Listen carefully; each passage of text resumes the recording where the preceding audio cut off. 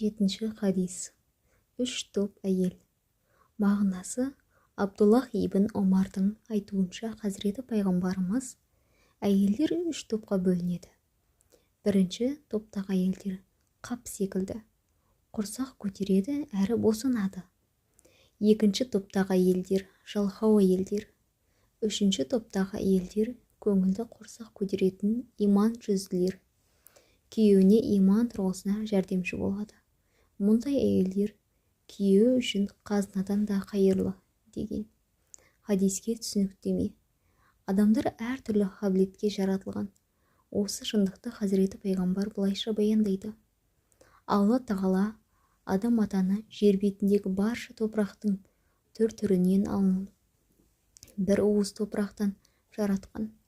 Сондықтан адамдар әртүрлі қалыптасқан, кейбірі қара, кейбірі ақ, кейбірі сарғыш, кейбірі асылардың барлығына ортақ түсте жаратылған.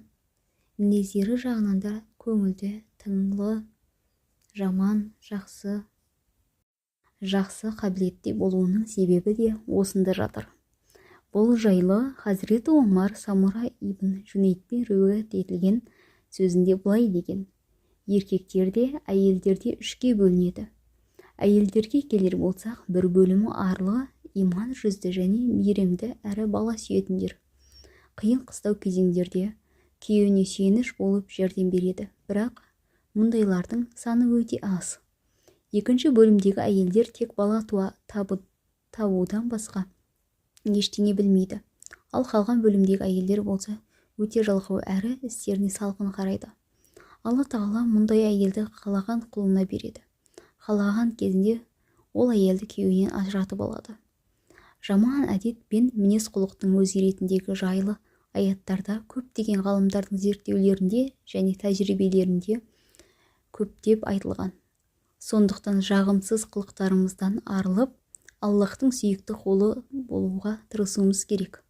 Жанұямыздағы кез келген мәселеде Аллахтың жәрдем сұрап, оның әміріне мойынсыну керек. Адам баласына пешенесіне жазылған тағдыры бар, яғни шектеулі өмірі бар. Уақыт келе бұл берілген мерзім бітіп, о дүниеге аттанамыз. Үйлену бәлкім тағдырдың сылаң қағу жақтары шығар.